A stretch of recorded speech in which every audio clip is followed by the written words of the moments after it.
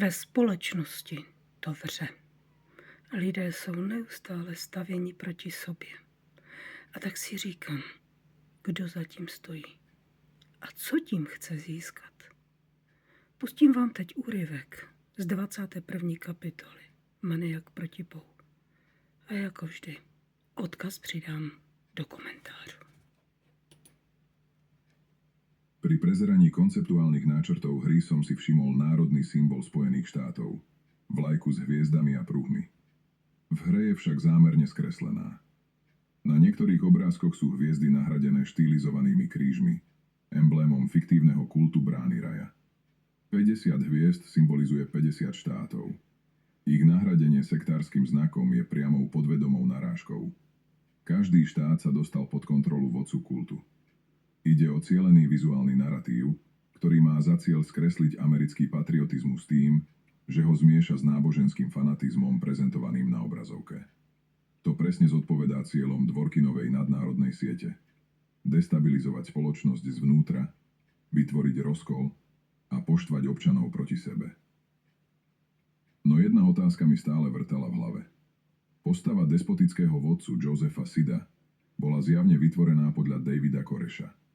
Toho istého, ktorého spolu s deťmi upálili na ranči Mount Carmel vo Waco.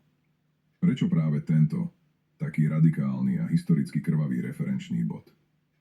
Po tom, čo som si naštudoval metódy antikultistov, som už vedel, že ich obľúbeným nástrojom je obvinenie na základe asociácie.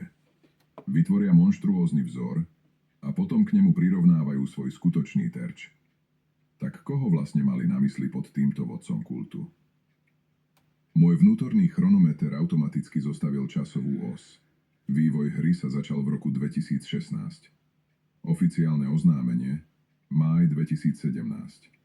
Vydanie marec 2018. V novembri 2016 vyhral voľby Donald Trump. Roky 2017 až 2018 predstavujú vrchol ideologického rozkolu v USA, keď tlač začala voči Trumpovi systematicky používať hanlivú nálepku vodca kultu. Vyzerá to tak, že Rick Ross radil vývojárom práve v tomto období. V tom prípade to všetko dáva zmysel. V hre je misia. Nájsť kompromitujúcu videokazetu, ktorá by mohla zničiť povesť vodcu.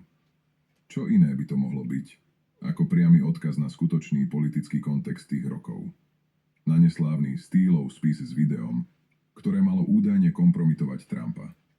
Spis, ktorý sa mimochodom opieral o údaje ruského zdroja Igora Dančenka a nakoniec sa ukázal ako výmysel. Slogan Trumpovej predvolebnej kampane Make America Great Again, MAGA. V hre všade znie a na plagátoch sa objavuje slogan kultu Make Hope Great Again.